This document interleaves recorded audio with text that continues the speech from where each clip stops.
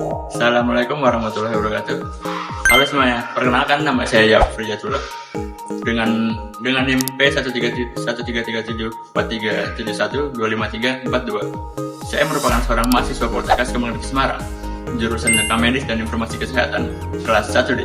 Pada video saya kali ini, saya akan membahas mengenai telemedicine sebagai salah satu karena isu dalam pelayanan kesehatan digital.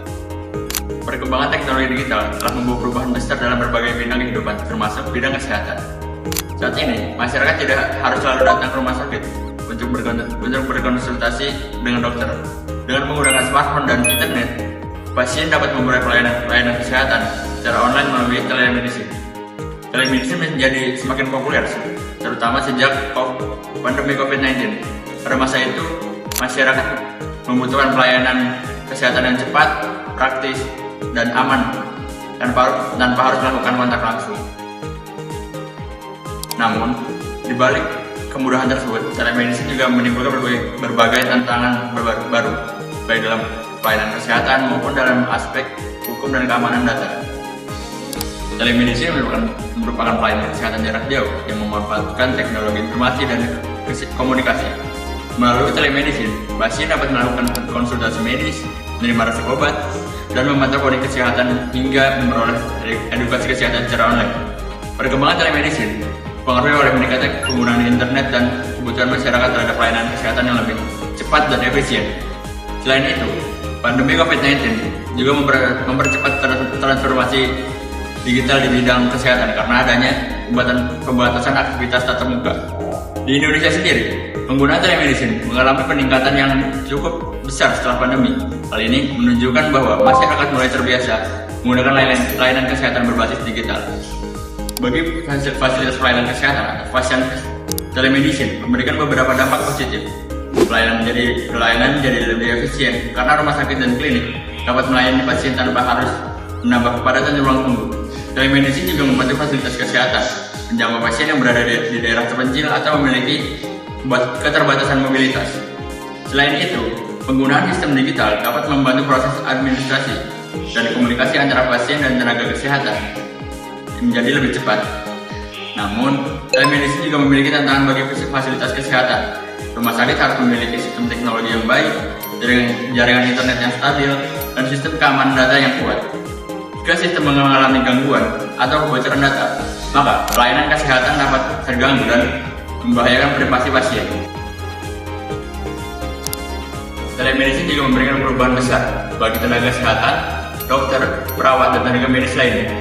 Harus mampu beradaptasi dengan penggunaan teknologi digital dalam memberikan pelayanan kepada pasien.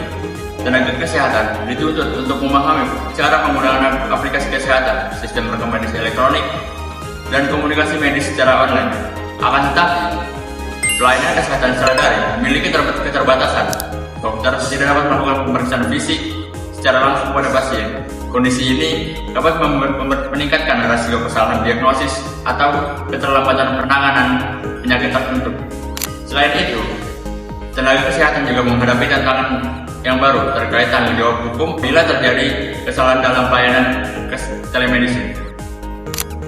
Bagi masyarakat, telemedicine memberikan banyak manfaat. Pasien dapat berkonsultasi dengan dokter kapan saja dan di mana saja, tanpa harus datang langsung ke rumah sakit. Hal ini dapat menghemat waktu, biaya transportasi, dan mengurangi antrian pelayanan kesehatan. Telemedicine juga membantu masyarakat di daerah terpencil untuk mendapatkan akses pelayanan kesehatan yang sulit dijangkau. Namun demikian, tidak semua masyarakat memiliki kemampuan untuk menggunakan teknologi digital dengan baik. Selain itu, masih terdapat kekhawatiran mengenai keamanan data pribadi pasien karena informasi kesehatan bersifat rahasia dan sangat sensitif.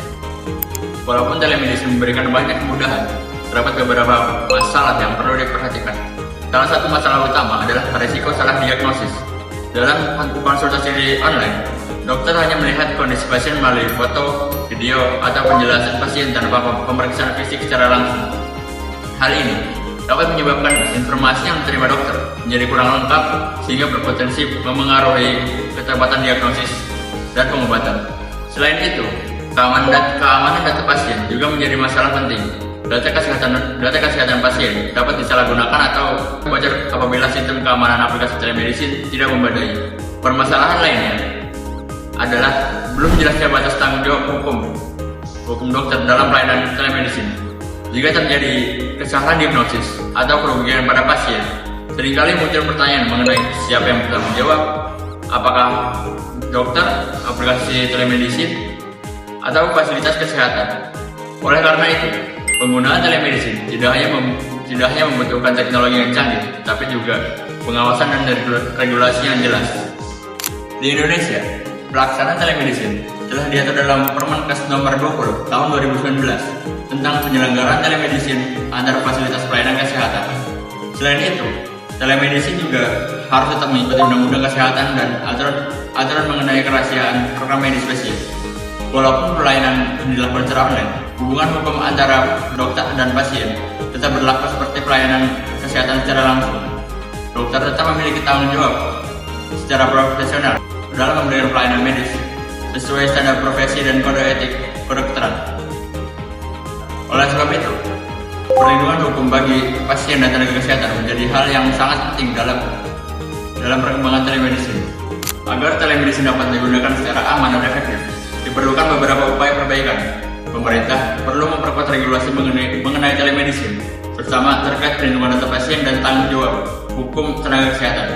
Fasilitas kesehatan juga perlu meningkatkan keamanan sistem digital dan kualitas pelayanan online. Selain itu, tenaga kesehatan perlu mendapatkan pelatihan mengenai penggunaan teknologi digital dan pelayanan telemedicine yang sesuai standar. Masyarakat juga perlu diberikan edukasi mengenai penggunaan layanan telemedicine secara aman agar dapat memanfaatkan teknologi kesehatan dengan bijak. Inovasi pelayanan kesehatan yang memberikan banyak manfaat bagi fasilitas kesehatan tenaga medis dan masyarakat. Kehadiran telemedicine mampu meningkatkan akses pelayanan kesehatan dan membantu proses pelayanan kesehatan menjadi lebih cepat dan efisien. Namun, telemedicine juga memiliki berbagai tantangan seperti risiko dan salah diagnosis, keamanan data, serta tanggung jawab hukum tenaga kesehatan. Oleh karena itu, diperlukan regulasi yang jelas, sistem keamanan yang baik, serta kerjasama antara pemerintah dan tenaga kesehatan, fasilitas kesehatan, dan masyarakat agar telemedicine dapat berkembang secara aman, efektif, dan berkualitas di masa depan.